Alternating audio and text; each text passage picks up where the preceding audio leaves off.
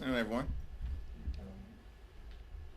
Donald Trump had the unmitigated gall yesterday to rate the economy an A+, 5 times over. Working class Americans, everyday Americans, hardworking American taxpayers are struggling in the Trump economy to live paycheck to paycheck. Can't thrive, can barely survive. Cost of living is completely and totally out of control.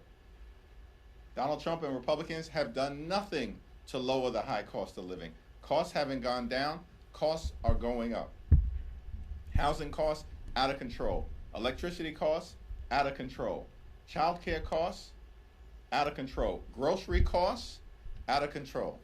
And health care costs, out of control.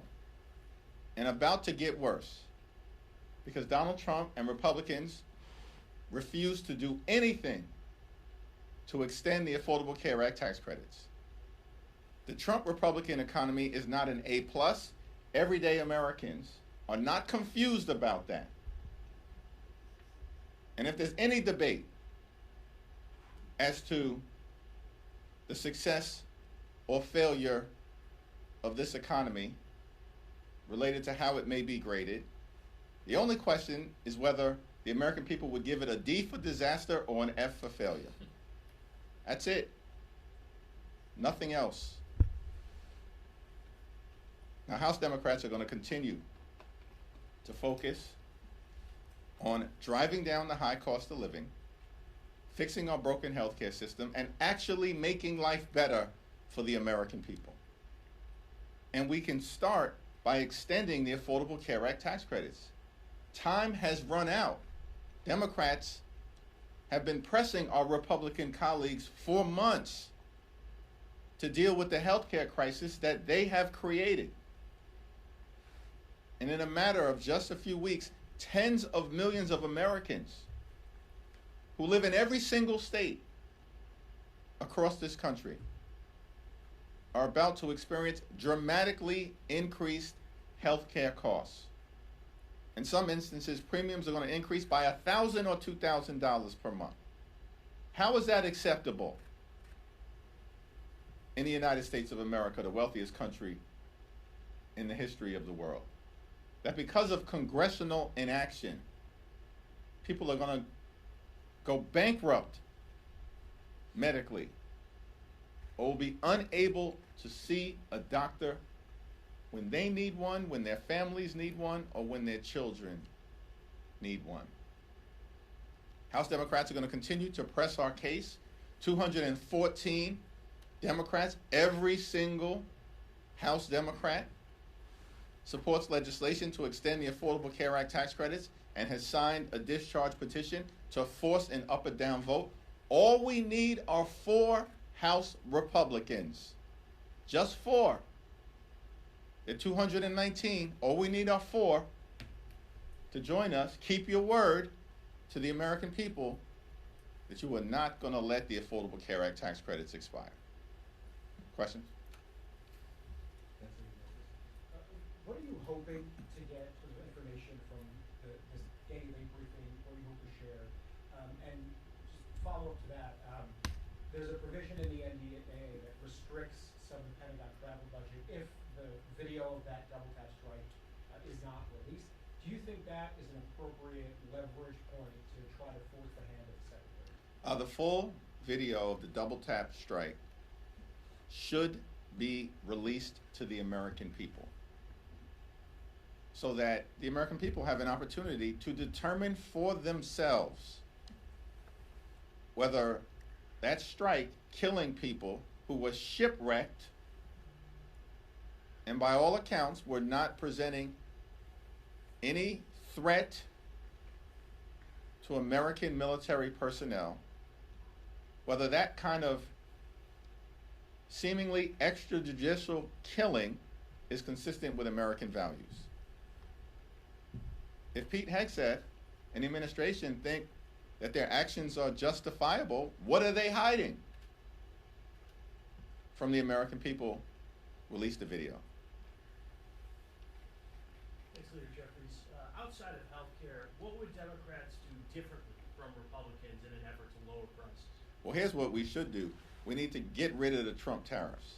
And we cannot be confident that the Supreme Court will actually follow the law, because rarely during the Trump presidency have they done that. Instead, they've just bent the knee to Donald Trump and his extreme agenda over and over and over again, notwithstanding the fact that lower courts and judges appointed by Democratic and Republican presidents have consistently tried to rein in Donald Trump's extremism, only to have the Supreme Court reverse course, as they just did in supporting a racially gerrymandered map in Texas. So what House Democrats will do immediately to try to drive down costs is to eradicate the Trump tariffs as they've currently been put into place. Why? Because everybody knows the Trump tariffs have increased costs on everyday Americans by thousands of dollars a year on grocery items and on goods that are needed to live a comfortable, quality life in America. So we can start there as it relates to dealing with the high cost of living in the United States of America.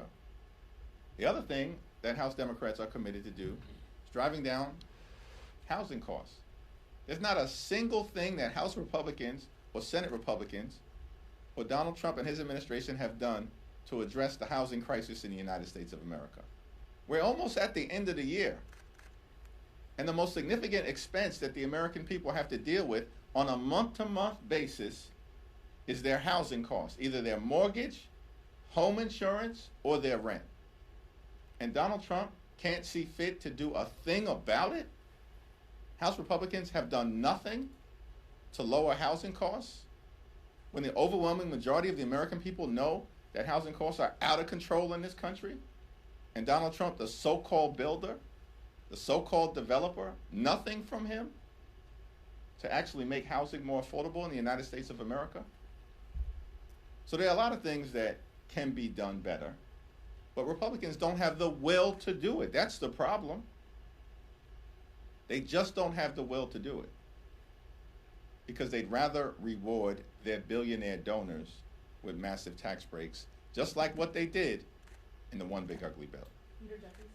Right? I want to ask about the AI commission that you announced this morning. Over the last couple of years, there have been several bipartisan task forces. There have been reports on AI. I'm curious first, what makes this different than the other previous commissions, task forces, reports on AI? And also, I spoke to a few, experts and scholars and academics about AI, and some of them are concerned that AI is going to follow the same road as social media, that Congress is still grappling with trying to figure out how to regulate social media 15, 20 years down the road, have yet to do so meaningfully. We're years into AI, and there hasn't been any meaningful legislation passed into law. Do you share that concern? Is there a sense of urgency in Congress on the House Democratic side to actually get some legislation passed into law beyond these reports and task forces and commissions? Well, artificial intelligence is a transformative technology that has the potential for so much incredible good, particularly as it relates to medical breakthroughs and providing high quality academic and educational excellence to people who live in communities that have historically been under-resourced for decades. We want to make sure that America can continue to lead in the growth and development of artificial intelligence related to our companies, as opposed to the Chinese being able to dominate this space. But at the same period of time, of course, it's important to figure out what are the appropriate policies that can be put into place by the Congress to make sure that there's a uniform set of standards across the country and that prevent bad actors from entering into the AI space and enabling them to do harm to the American people, something that no one should want to see. And so the House Democratic Commission on Artificial Intelligence and the Innovation Economy is going to engage in a thoughtful exploration so we can develop a set of policies in consultation with stakeholders all across the country, including experts within the industry space, because House Republicans have decided to abdicate their responsibility. We had a bipartisan task force that produced a very forward-looking report at the end of the last Congress. But Mike Johnson has decided to do nothing to actually re-engage. And so time is up. The year has ended. There's no interest from the other side of the aisle in actually doing something meaningful in this space, engaging meaningfully with experts and academics and stakeholders all across the country so we can do something thoughtful. And that's why we've decided to launch this commission, led, of course, by Ted Lieu, Josh Gottheimer, Valerie Foushee, and, of course, as ex officio members, Zoe Lofgren and Frank Pallone. Mr. Leader. Thanks. You. One of the most outspoken members of your caucus. But with that voice, I hope you have a very thoughtful question. Yes, very thoughtful. One of the most outspoken members of your caucus, Jasmine Crockett, announced to run for Senate on Monday. I'm curious what you make of that. I haven't talked to Jasmine this week when she made the final decision to move forward, but she's an incredibly talented individual, a hard worker, and a fighter. She's going to be a very formidable candidate. Thanks. Second one. Another question on AI, actually. President Trump has indicated that this week he's going to sign an executive order to sort of restrict states' abilities to regulate AI. Republicans in Congress tried to do a version of this over the summer with the reconciliation bill. The NDA recently was talked about. I'm curious, just broadly, what you think of that idea. Do you think it's appropriate to try to preempt state-level AI laws in the absence of a more comprehensive federal framework? Well, the Donald Trump my way or the highway approach on all the things, including artificial intelligence, is not in the best interest of the American people, and it's not even clear that he's got the lawful authority to do it. And of course, that's been the case over and over and over again. But Republicans bend the knee to Donald Trump. They just function in a cult-like fashion. And so as a result, what we've seen is Congress, in so many different areas, has advocated its responsibility to actually serve as a separate and co-equal branch of government. And instead what Republicans do is that they just function as a reckless rubber stamp for Donald Trump's extreme agenda over and over and over again. And so in this particular area, artificial intelligence, with its transformative potential to really bring a lot of societal good to the American people, while at the same period of time, Congress having a responsibility to make sure that we can prevent bad actors from harming everyday Americans, we need Congress in the game. And on the House Republican side, they refuse to do anything thoughtful, common sense, or bipartisan. And that really is the reason why we've launched this House Democratic Commission. Thanks. Thanks, Leader Jeffries. On ACA subsidies, we know you want a 3-year clean extension, but there is another plan out there introduced this morning. Brian Fitzpatrick, Derek Golden, others, bipartisan. It's a 2-year with some eligibility limits. Is that something that you could support? And secondly, Mr. Fitzpatrick says he's got a discharge petition he's ready to unveil on that bill. Would you sign that discharge petition if yours remains at 212? There's one discharge petition that I'm committed to at the moment, and that's the 3-year extension of the Affordable Care Act tax credits, which currently has 214 members of Congress on it. So all we need are 4 Republicans to join us. I haven't had an opportunity to review the legislation being put forth by Representative Fitzpatrick and Representative Golden. Of course, I'll take a look at it to see if there's anything meaningful there as it relates to a path to getting something done. But many of my Republican colleagues talk a lot, but they don't produce anything. and we saw this consistently during the one big ugly bill debate. These very same Republicans, in many instances, were the ones who were saying under no circumstances were they going to cut Medicaid.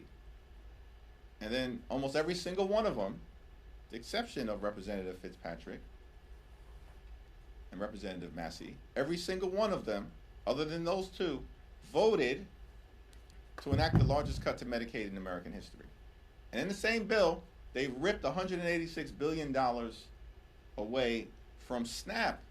These people literally stole food from the mouths of hungry children, seniors, and veterans, and all of this was done so they can enact massive tax breaks for their billionaire donors. And then they made those permanent. And now here we are, clock is ticking, in December, Affordable Care Act tax credits expire on the 31st, at the end of the month, and bills are still being introduced now? Listen, the most meaningful path forward, clearly, is for just a handful of Republicans to join us in the House, and for just a handful of Senate Republicans to vote in the next day or so on the bill that will be on the Senate floor that will extend the Affordable Care Act tax credit, so that tens of millions of people, including in dozens of Republican-controlled states, don't have their health care snatched away from them because it becomes unaffordable. Thank you, Mr. Leader. Two quick questions. One, as Democrats look to retake the majority in both chambers, are you planning to make an endorsement in the Texas Senate race? And two, yesterday, Congresswoman Crockett said that she won't need to win all the Trump voters in order to win the Texas Senate race. And given that state is dominantly red, would you say that it's vital that any candidate projects their message across the board to every single voter in order to win the state? Well, I think I'm obviously focused on the House, not the Senate, and we're only 3 seats short of taking back the majority, and we are going to take the majority back in the next Congress. The Republicans have been a disaster. They're totally on the run. They failed the American people. The cost of living is out of control. Democrats are the only group of people in this town and across the country actually interested in dealing with the affordability crisis. That's where our focus will continue to be. Donald Trump and Republicans don't even think that there is an affordability crisis. I mean, Donald Trump had the nerve to call it a hoax and a scam. Think about that. This guy just regularly lies to the American people. The same person who ran on affordability last year when he was trying to convince the American people to vote for him, and even said along with Republicans that they were going to lower the cost of living on day one, now says there is no affordability crisis. To me, that's what the American people are concerned about. Which party is actually committed to making their life better? That would be us, Democrats, as demonstrated last month in the off-year elections all across the country, which is why Democrats decisively won up and down the ballot.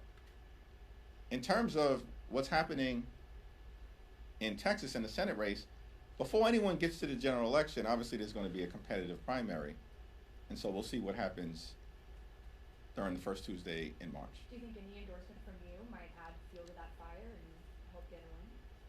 We're still in the process of working through the House battlefield, so I've got no visibility into what we might do at any point into the future relative to the Senate. At the moment, we'll leave that to Chuck Schumer and the crew over there.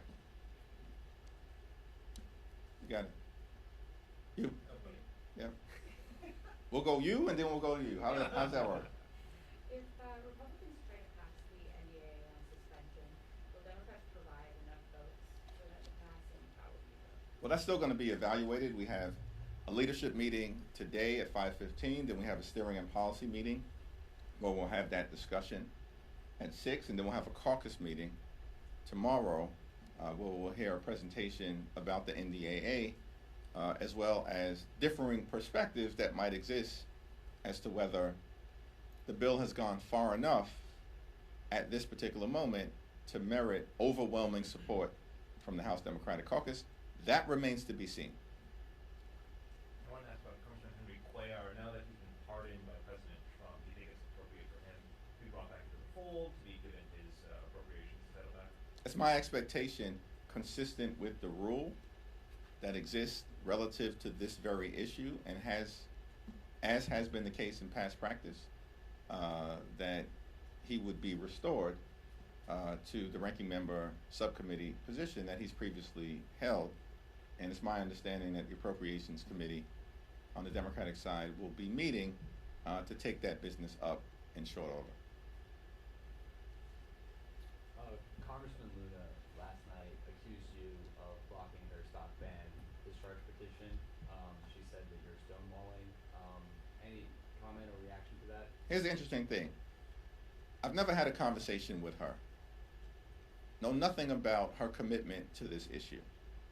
And if she wants to lay out a path forward on this stock ban issue, where she parachuted in to the middle of it, she has not been part of the bipartisan conversations that have been ongoing, led on our side by Seth Magaziner, Representative Ocasio-Cortez, and Representative Pramila Jayapal, along with Joe Morelli, has not been part of those conversations. They've been led by Chip Roy. She parachutes into this situation. Nobody fully understands her intention. She's had zero conversation, as far as I can tell, with any of us.